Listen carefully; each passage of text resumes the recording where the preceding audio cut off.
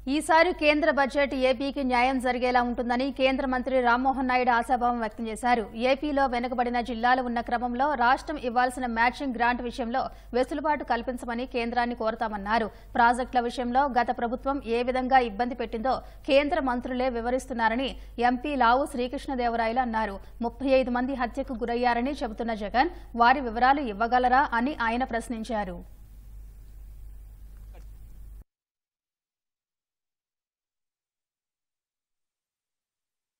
రాష్ట్రానికి సంబంధించి complaint list మాకు ఇదిగోండి. హౌసింగ్ లో అయితే మాకు ఇబ్బంది ఉంది.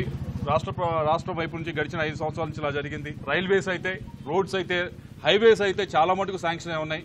కానీ చాలా చోట్ల ల్యాండ్ ఎక్విజిషన్ దగ్గర వీటి దగ్గర ఇబ్బంది పడతా ఉన్నారు. డబులింగ్ గానీ, అలాగే కొత్త లైన్స్ గానీ ఇవన్నీ కూడా శాంక్షన్ అయి ఉన్నాయి. వాటికి సంబంధించి కూడా ఏదైతే ల్యాండ్ ఎక్విజిషన్ కి డబ్బులు ఇవ్వాలో అవన్నీ కూడా ఇవ్వకుండా ఇవన్నీ కూడా హార్డ్ ఇన్ఫ్రాస్ట్రక్చర్ మనకున్న రాష్ట్రంలో ఉన్న పోర్ట్స్ గానీ, హైవేస్ గానీ ఇవన్నీ కూడా పూర్తయితే ఏ విధంగా మన రాష్ట్రం అభివృద్ధి చెందుతుందో మీ అందరికీ తెలిసిందే. రాబోయే బడ్జెట్ సమావేశంలో ఏ విధంగా మనం అనుసరించాల్సిన వైఖరి ఏమిటి, ఏ బిల్స్ రాబోతున్నాయి, ఆ బిల్స్ పైన మన వైఖరి ఏంటి, ఇవన్నీ కూడా మేము మాట్లాడుకోవడం జరిగింది. ముఖ్యమంత్రి గారు ఆయనే చెప్పారు, నేనే దీనిపైన దృష్టి పెడతాను.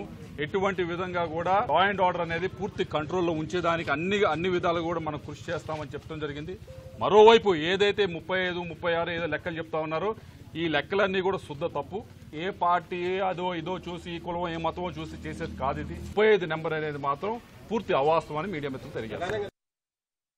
ఎంపీలందరికీ రాష్ట్రంలో ఉన్నటువంటి ఒక డిపార్ట్మెంట్, అలాగే కేంద్ర పరంగా ఉన్నటువంటి మినిస్ట్రీస్ ఒక డిపార్ట్మెంట్ అటాచ్ చేసి వాళ్ళిద్దరి మధ్యలో, రాష్ట్రానికి కేంద్రానికి మధ్యలో వారధిగా ఎంపీలని ఈ రోజు అదనంగా ఒక బాధ్యత ముఖ్యమంత్రి వర్యులు మాకు అప్పచెప్పడం జరిగింది. మరి ఆ బాధ్యత సక్రమంగా నిర్వర్తించి ఈ రోజు ఆంధ్రప్రదేశ్ రాష్ట్రాన్ని కష్టాలు ఊబిలో నుంచి, అప్పుల ఊబిలో నుంచి, ఈ ఆర్థిక నష్టం నుంచి బయటకు తీసుకొని రావాలనంటే కేంద్రం తాలూకా సహకారం ఎంతైనా ఉండాల్సినటువంటి అవసరం ఉంది. కాబట్టి కేంద్రం ఇస్తున్నటువంటి నిధుల కంటే కేంద్ర పథకాలు కూడా ఏవైతే ఉన్నాయో వాటిని కూడా సద్వినియోగం చేసుకోవడానికి మా ఎంపీలు మరి ఇచ్చినటువంటి బాధ్యతల్ని సక్రమంగా నిర్వర్తించి రేపు భవిష్యత్తులో కార్యక్రమాలు ముందుకు నడిపిస్తామని కూడా తెలియజేస్తున్నాను. కేంద్రానికి కూడా ఏ రకంగా ఈ రాష్ట్రం నష్టపోయిందనేది వాటన్నిటి మీద కూడా అవగాహన ఉంది. సో ఇద్దరు రాష్ట్ర ప్రభుత్వం, కేంద్ర ప్రభుత్వం కోఆర్డినేషన్ తో ఈ రోజు ముందుకు వెళ్తాయని కూడా తెలియజేసుకుంటున్నాను.